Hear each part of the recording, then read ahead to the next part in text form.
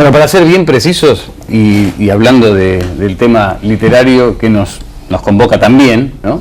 Vamos a dar vuelta a la página y vamos a intentar ver desde otro ángulo lo que nos pasa hoy, porque no hay nada mejor que esto buscarlo en la historia, lo hemos dicho muchas veces, ¿no?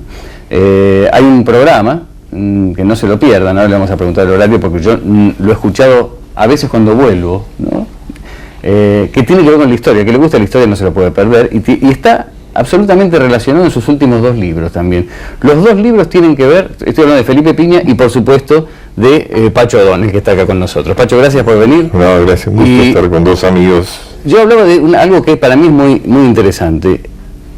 Así como existen los reality show, así como existe esto de véalo ya, esto es en vivo, cuando ustedes fueron a la historia se encontraron, tanto Felipe como vos, en algo que me pareció sensacional, que es buscar la otra cara de la historia, buscar el reality show de la historia, buscar estos héroes malditos, como este último libro que tengo, tuyo, y es muy parecido, digamos, en el enfoque que tiene Felipe también.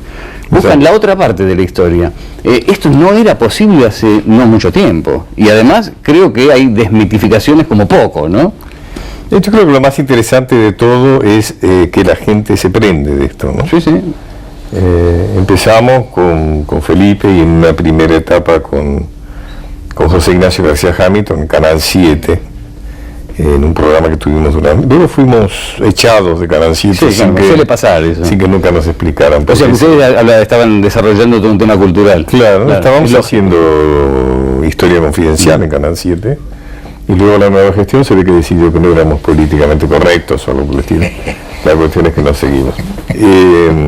Y seguimos en el programa de Radio Mitre, los sábados a las 7 de la tarde. Hora de mi regreso del pádel, por ejemplo. Claro. Y la gente, la gente que en estos momentos en que está cuestionando todo sanamente, porque eso es una crisis justamente. O sea, no solo cuestiona la justicia, las fuerzas del orden, la políticos y demás, sino que también cuestiona, se cuestiona a sí mismo, es decir, cómo fue que llegamos a esto, qué nos pasó con nuestro pensamiento, con nuestra capacidad de entender, de operar, de discernir. Y evidentemente la historia es uno de los aparatos ideológicos más potentes y además más prematuros, porque nos dicen, Bernardino Rivadavia fue un gran hombre, y no nos dicen a los 4 años, a los 5 años, y nos dicen, Dorrego fue el fusiladito de la historia, y no nos dicen más que eso. Güemes nos dice fue un gauchito que defendía hasta José María Paz era malo y todo, y claro, la estrategia más grande de la historia. Claro, o Artigas es un prócer uruguayo, no tiene nada que ver con la Argentina. Sí. Y lo bueno es que generalmente esos son jefes populares, o sea, algo que caracteriza en general a los personajes maltratados por nuestra historia, es que no casualmente son jefes que han tenido el apoyo, digamos, de los sectores humildes, y desde ahí han puesto en jaque a los poderes de turno, y eso a la historia oficial, a la historia que nos cuentan, no le gusta. No, sobre todo en este momento, ¿no? No, seguro. Lo importante es que no le gusta, pero no lo han podido contradecir. Es decir, está bien que no les guste, o está mal que no les guste, pero a ver, ¿cuál es la otra postura? Sí, sí. ¿Cuál es la otra verdad? No existe, o por lo menos no la van a conocer. Creo que lo interesante que han hecho ustedes, Pacho, es darle un abordaje a la historia totalmente desmitificada. Sí, y entrando a veces por el lado del chimento, han llegado a descubrir o a descorrer velos importantísimos para que la gente acceda a la historia, pero desde un lugar más cómodo. De acuerdo, además yo creo que lo que trato de transmitir es que la historia es compleja. En general se nos enseña una historia de fechas y de nombres y de batallas. Pero la historia, por ejemplo, fíjate, yo siempre digo como un ejemplo que al que no la historia oculta, por ejemplo, San Martín. O sea, ¿qué sabemos de lo que San Martín pensaba? Sabemos el nombre de las batallas, la fecha de las batallas, sabemos que cruzó los Andes, sabemos el nombre de los pasos por donde pasó los Andes, pero como no sabemos qué es lo que pensaba San Martín, nunca nos lo contaron, no entendemos por qué se va del país y no vuelve más. A pesar de que cada día él está atento a lo que pasa en su patria y la sufre y la añora, entonces tampoco podemos entender por qué le lega su sable de rosas, porque lo que no nos cuentan, la historia escrita, esa historia centralista, porteñista, liberal, elitista, extranjerizante, que es nuestra historia oficial, no nos cuenta que San Martín tenía muy mala relación con los gobernantes de Buenos Aires, y no nos cuentan que San Martín era un hombre con una excelente relación con los caudillos federales, por ejemplo con Estanislao López, con Artigas, y entonces llega un momento en que Rivadavia teme, para mí injustificadamente, que San Martín puede erigirse en el gran jefe federal en contra del unitarismo. Y entonces lo echan, es decir, San Martín se va porque le hacen la vida imposible, como él lo cuenta en sus cartas con Tomás Guido, lo amenazan, Estanislao López le avisa que ha preparado un atentado contra su vida en el trayecto que tiene que cumplir entre Mendoza y Buenos Aires cuando viene a raíz de la enfermedad de su esposa, Remedios, y finalmente se va. Y no es casual que la única vez que intenta volver es cuando Dorrego ha derrocado a Rivadavia. Cuando llega, ya los rivadavianos lo han fusilado a Dorrego. Pero bueno, pero eso es apasionante, porque por ejemplo San Martín, Belgrano, son personajes mucho más interesantes que lo que nos cuentan. Ahora, por ejemplo, si volvemos acá, porque tomemos la historia como un espejo hacia adelante. Sí. Si vemos, por ejemplo, que han sido hombres populares, seguramente los modales de Rosas no eran exactamente los más simpáticos, aunque cuando tenía que estar en sociedad lo hacía, pero un hombre de campo también. O lo mismo le podría pasar a alguno de los caudillos del oeste argentino, ¿no? Sí, sí.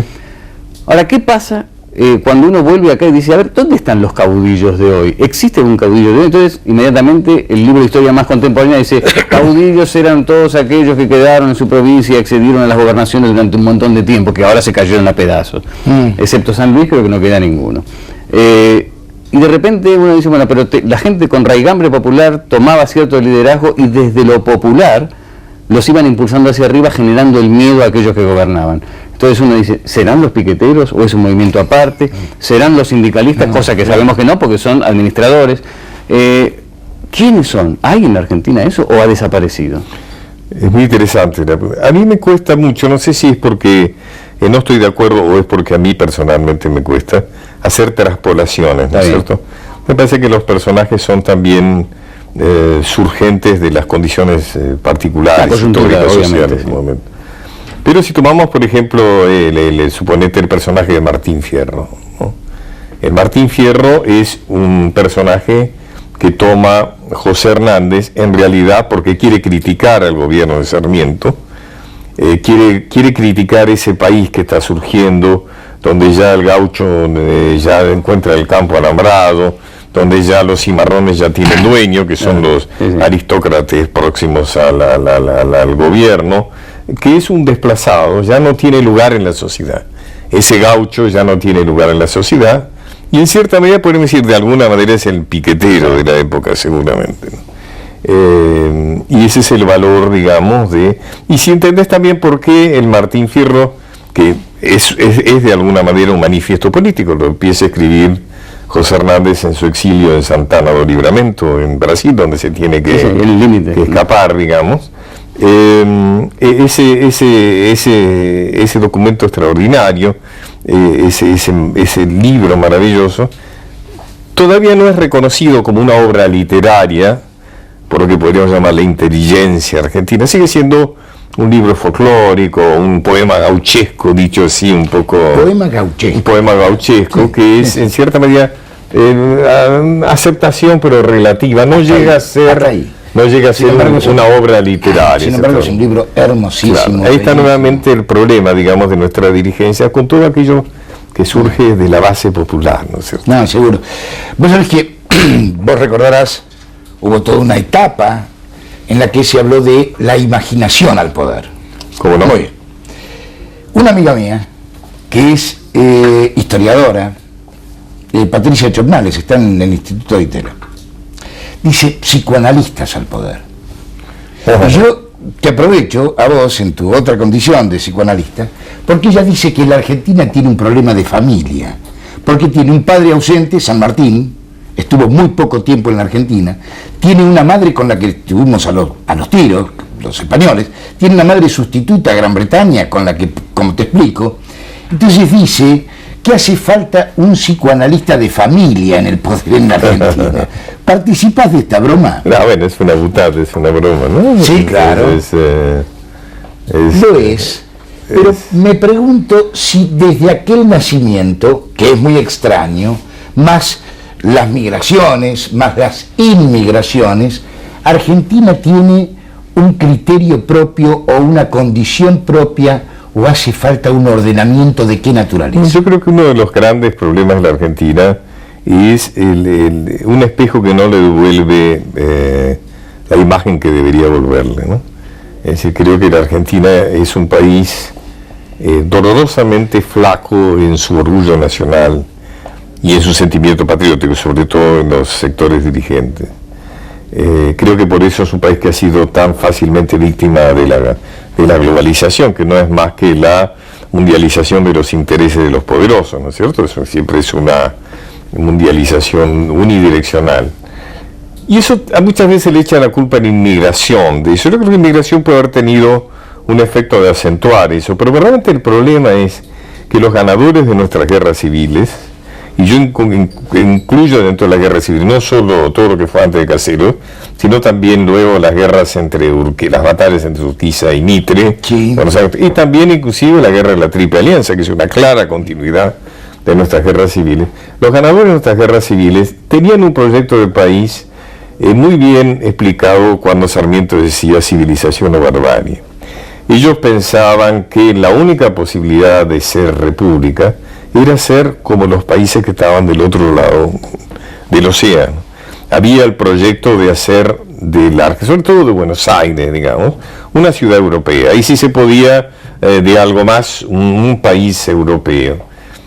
Y eso fue muy serio, eso te diría, yo creo, porque además como proyecto implicaba la denostación y la renuncia al aprovechamiento y a la jerarquización de las propias características. Es decir, si uno lee los textos de Alberdi o de Sarmiento, que por otra parte son grandes personalidades, a los cuales hay que respetar en el sentido que tenían un claro proyecto de país, pero ellos consideraban que no se podía ser un país con lo que había acá. Había una clara denostación, digamos, de los criollos, de la cultura. Había una abjuración absoluta de las tradiciones hispánicas, de la religiosidad, digamos así, de todo aquello que tuviera que ver con lo propio.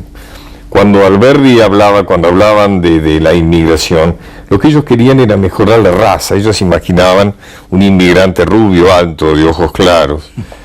Inclusive hay si uno lee detenidamente cosas que no se hace y que yo hice casi de casualidad, de leer el texto de las bases de Alberdi, de lo cual nuestra Constitución Nacional es el apéndice. Hay frases en las bases por donde Alberdi dice: la República es una máquina que, como toda máquina, solo puede manejar los ingleses. Ahí dice, por ejemplo, si se somete a un gaucho a 100 años de la... Te mete en la historia y es apasionante. Si se expone a un gaucho a 100 años de la mejor educación, no se obtiene un obrero inglés. Ay, esos son los conceptos que tenían los grandes prohombres, los que organizaron y los que le dieron ideología a nuestro país. Y yo creo que desde entonces estamos... ¿qué es lo que ha explicado estos socios, digamos, ¿no?, de los intereses ajenos, esas personas que supuestamente han estado negociando del lado nuestro del escritorio cuando en realidad estaban sirviendo a su patrón, al cual cuando dejaban de ser ministros de Economía o secretarios inmediatamente iban a ocupar cargos en bueno, los todo esto se llama negocio, ¿no? Todo se llama negocio. Pero sin la contención patriótica. El negocio. Porque dirías, cuando alguien de pronto, un empresario privado, va a vaciar una empresa y sabe que va a dejar no solo está el aspecto moral, ético, religioso, sino el hecho de que son compatriotas. Compatriotas quiere decir hijos de un mismo padre, es decir, hermanos. Y eso debería ser también un freno, la idea de que uno forma parte de un proyecto común, de una historia común, de una... Para Pacho siempre pasa lo mismo, porque uno llega a un punto, escuchándolo a Pacho O'Donnell, escuchando lo que cada uno de nosotros opina, y es la misma cuestión. Hay dos Argentinas conviviendo permanentemente, ¿no? Ahora están muy marcadas en realidad, porque están marcadas por los porcentajes, por las encuestas, ¿no? Sí. Una Argentina que no accede a un salario como para sobrevivir, sobrevive de muchas maneras, y otra Argentina que tiene, y que lucha, y dentro de esta, que la que se mueve, la dinámica, hay algunos que tienen suficiente capacidad para ser los ricos. Claro. Pero en el otro lado, y hay puentes entre medio, y esto no es nuevo, No. porque está el gaucho de aquel lado entonces. Sí, sí, Y está, claro. ¿no? Entonces, Cabecita ¿cuándo negra es ¿cuándo, el indio, el gaucho. ¿no? ¿Cuándo llegará? Lo que pasa es que ahora ya no solamente hay cabecitas negras, hay cabecitas rubias y castañas Cabecitas, también. sí, sí, ¿no? claro. Entonces, cuando uno mezcla los dos países, si es que se pueden mezclar, yo creo que debe ser esa la política, ¿no? Realmente debe llegar a algún objetivo, pero siempre estamos igual, siempre estamos uniendo dos Argentinas con puentes y no salimos de eso, y la historia, bueno, lo estamos escuchando. Yo tengo la esperanza de que... ¿Hay esperanza para salir de Sí, eso? yo creo que sobre todo las crisis dan esperanza, ¿no? Yo creo que, por ejemplo, cada uno mira... ¿te acordás como el cuento del elefante? Cuando le preguntaban a los ciegos qué es un elefante, y alguien tocaba la pata y decía es como un árbol, Sí. alguien tocaba la trompa y decía es como una serpiente, ¿no? Cada uno ve el elefante de su propio punto de vista. En ese sentido, yo te diría que desde mi punto de vista, yo creo que el interés de la gente por conocer la historia, por conocer su propia vida, tiene que llevar a un crecimiento del sentimiento de que se pertenece a un país que debe ser venerado, que debe ser cuidado, que debe ser amado. Y pasa por pequeñas cosas. Por ejemplo, el otro día yo le decía a un amigo mío, ¿por qué no pones la bandera en tu balcón? Me parece una tontería, yo creo mucho en ese símbolo. ¿Sos capaz de colgar gotas de nieve en pleno diciembre en tu árbol de Navidad y llenarlo de cosas que no tienen que ver? Y él me decía, me da vergüenza ante mis hijos que me vean atando una bandera. Yo creo que eso es lo terrible. Y sin embargo está el espíritu, porque cuando ganan las Leonas o cuando gana el equipo de fútbol, qué sé yo, hay algo de todos nosotros que decimos, bueno, a los argentinos somos capaces de triunfar. En el deporte. Yo creo que hay una acción ausente del gobierno, de los gobiernos, en ese sentido. del Estado. Hay palabras que no se usan, patria, nación. Terrible, pareciera que uno dice patria, entonces fascista, dice nación y es de derecha. Son términos a los cuales la democracia argentina ahora ha uno renunciado. dice algo que no está de acuerdo y también es de derecha. Hay que tener cuidado, claro, es fácil. No, sin duda, esto no cabe duda. Yo no sé si estoy a tiempo de dejar una pregunta o desarrollarla ahora. Desarrollarla. Sí, se puede. Vos hablabas del elefante, de que uno toca el elefante y entonces lo define por la trompa, por las patas, si por las patas es un árbol, si no una serpiente y demás. Vos estuviste en el elefante en los dos turnos fundamentales de la democracia recuperada en la Argentina. Desde el 83 hasta el 99. ¿Estuviste? Hasta el 96, sí, está bien, hasta el 96. Pero más o menos. Digo, lo mejor del elefante lo sabemos. Son los servicios naturales de la democracia, la libertad. Si vos tuvieras que definir lo peor de la democracia, ¿fue la hiperinflación de Alfonsín o la hiperinmoralidad de Menem? Una pregunta muy complicada, ¿no es cierto? Yo no me atrevería tampoco a decir que ninguno de los dos fueron responsables fundamentales de esos temas, ¿no? Me excede un poco esa pregunta. Además, no tengo especialmente ganas de hacer hincapié. Creo que los argentinos tenemos una vocación extraordinaria por autocriticarnos y autoflagelarnos. Sí, además siempre responsabilizamos a un individuo. No te estoy criticando tu pregunta, si no tengo ganas de No. A mí me pasa, fíjate vos, para los que ven esto, seguramente tienen también CNN, ¿no es cierto?, en sus televisores. ¿Ustedes han visto la capacidad de autocrítica, que es una autocrítica de autodestrucción que tienen los argentinos que hablan por CNN? Sí. Si vos ves un mexicano, el mexicano sabe que le está hablando a todo el mundo y le preguntan sobre economía mexicana y no dice que es atroz, horrible, que está a punto de caerse, que jamás ha estado... el mexicano tiene una conciencia que tiene que ver con decíamos patriótica. En la CNN, descripciones de George Whiskey Bush tan patéticas que son realistas. Sí, pero yo te voy a decir algo. No individualizan tanto como individualizamos nosotros. Para nosotros, aquel fue el malo, este fue el regular y este fue el... Pero además dentro de la capacidad de la excesiva autoflagelación, una época. Te quiero decir que los argentinos cuando hablan en CNN de su propio país son demoledores. Sí, claro. Es como que no tienen en cuenta o les importa un rábano, que le están hablando al mundo. Una cosa es decir, este país no es viable y esta economía se cae.